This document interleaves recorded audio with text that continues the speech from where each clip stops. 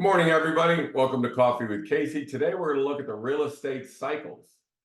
And it's very important to know where we are in the real estate cycles, whether you're buying or selling, to understand how prices are moving up and down, how much they have and how much they have in the past.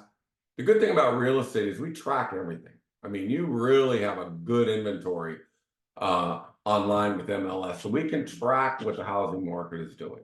So let's take a quick look. Two things drive the market, right? Interest rates and inventory. So inventory has been down, rates have been up. So when inventory goes down, that is upward pressure on pricing. When interest rates go up, that is downward pressure on pricing. So who's winning? Who won in the last 12 months, right? Inventory's been awful and interest rates have been awful. So really, who won? The answer is the inventory won, because prices did go up on average about 7 to 10% last year, which means that the buyers are still out there. They're still pushing prices up. Even though interest rates are up, there's still such a lack of inventory that the buyers are still pushing it up. So let's take a look at some of the charts that really tell us this, right? So the first one we're going to look at is Fairfax County's inventory, okay? Now, this is the inventory for the first quarter of every year. So back in 2017, we had 2,937 homes put on the market. This year, we only had 1,650 put on the market. So what does that mean? We have no inventory. Still buyers out there, even though fewer buyers with higher interest rates, there still are a lot of people that need to buy a home, okay? Now, this is consistent. If you look at Loudoun County, same thing. We've gone from whatever that is, 1125 back in 2017 to 600. So yeah, inventory is way down. It's down because people don't want to sell their house and move.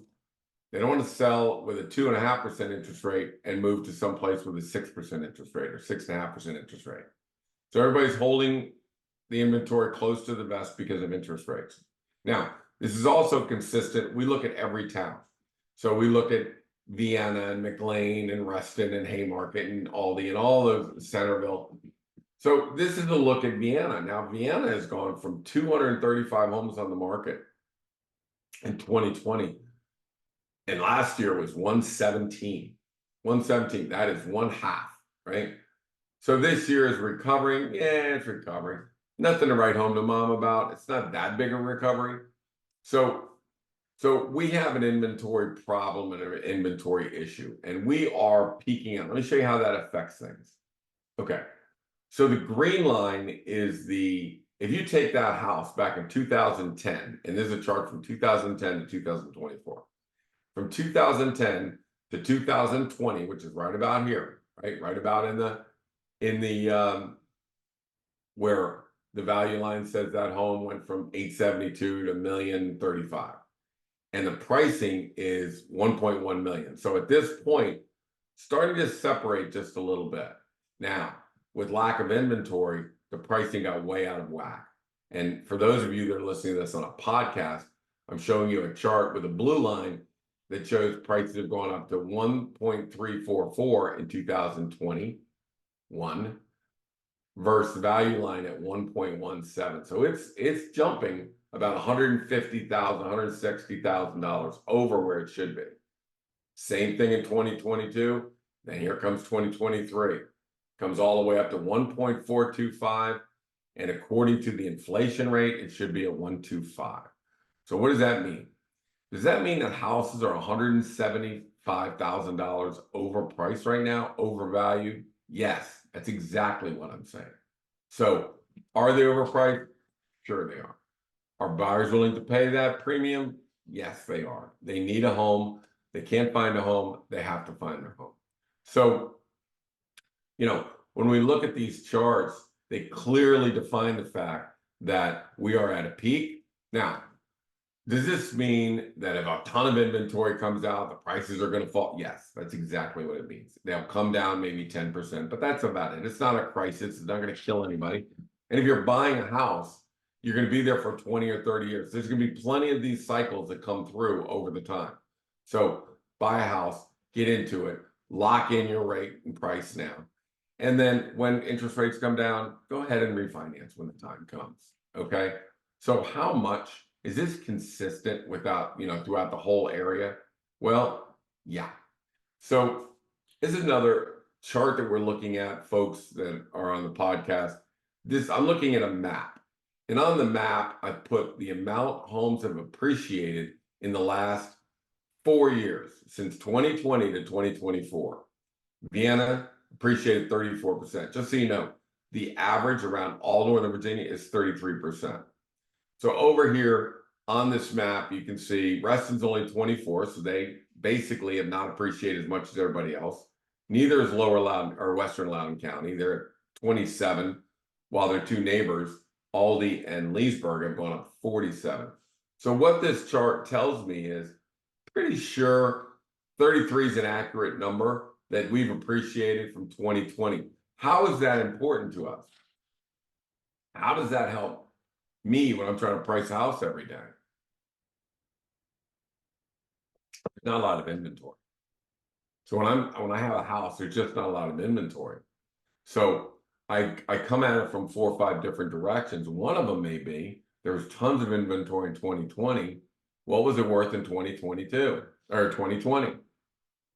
1.2 million. Apply 34% to that. That's going to give you a ballpark, right?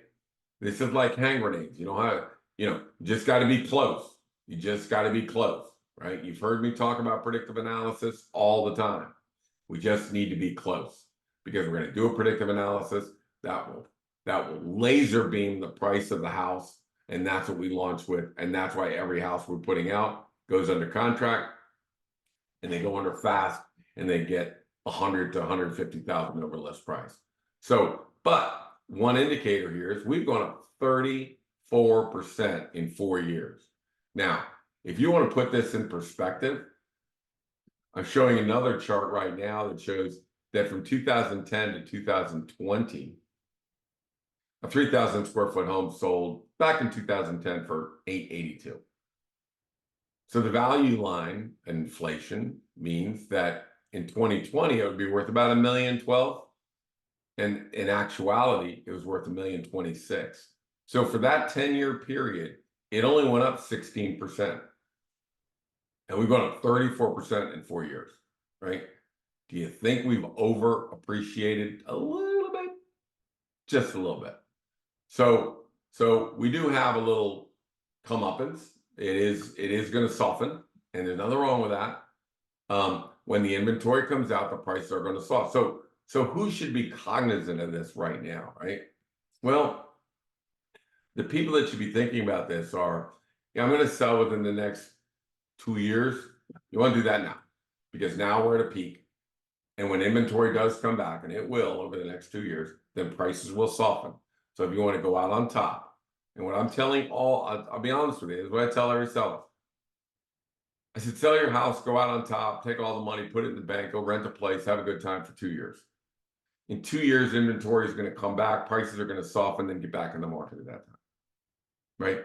Then as prices soften, then everybody goes, recession, they drop interest rates. That's when you go ahead and lock in a low interest rate, lower price, buy in 2 years. Have a good time. Go rent it in Old Town Alexandria for a couple of years. See if you like downtown Leesburg for a while. It's a great thing to just be free. The kids are gone, and I'm not talking about moving up people. I'm talking about people that, are at that 50, 60, 70-year-old age. And it's like, it's time for us to do something different. Now's the time to do that. So that's the cycle that we live in right now. And that's where we are in this cycle. So we're looking now at a map, okay, of how much prices would cost for a house that is 3,000 square feet, built around 1990, okay? And the map is showing that in Vienna, the house costs $1.37 million. In McLean, same house, $1.73 million. $350,000 more than Vienna. Arlington, about $200,000 more than Vienna. Alexandria, about $200,000 more than Vienna. So this map is effective when it says, if I'm selling a house in Vienna, I'm marketing it to people in McLean, Arlington, and Alexandria. And the good thing about artificial intelligence is it allows us to do it. We know who they are, where they are, what they're looking at, where they're looking at it. So we can target these buyers to come to Vienna, pay premium prices. If I'm selling in Centerville, I'm targeting people, Reston, Oakton, Oak Hill, Vienna. If you just come down the road, if you just come down the toll road, the toll lanes of 66, it takes 10 minutes to get to Centerville. You can save $450,000 on it. Buy a lot more house. So this chart, you know, you look at Haymarket. Well, what's the difference between living in Haymarket and living in McLean? The answer, almost $900,000. The house would cost $900,000 more in McLean than it does in Haymarket. Or Leesburg. It would cost you $700,000 more to live in McLean than it does in Leesburg. So when we look at the value of where everything is right now, that's a snapshot of where a 3,000 square foot home that was built in about 1990 would cost throughout the whole area. So that's where we kind of are with the cycles and with pricing in today's market. So the summary is this. If you're going to move up, let me show you something. This is when inventory enters the market over the past 5 years. Again, we're looking at a chart that shows dark green lines and light green lines. The light green lines are the second quarter of each year. So it shows there's a spike in inventory every year but 2020 because we had a little problem going on in 2020 called a pandemic. But if you look at every other year, the second quarter really stands out as that's when the inventory is coming on. This is what we can expect, where the first quarter was a barn buster. Awesome. How will that last? How will the second quarter be? I will see. See how much inventory comes out. We'll see how the buyer pool reacts. So stay tuned to Casey's Coffee with Casey every Thursday.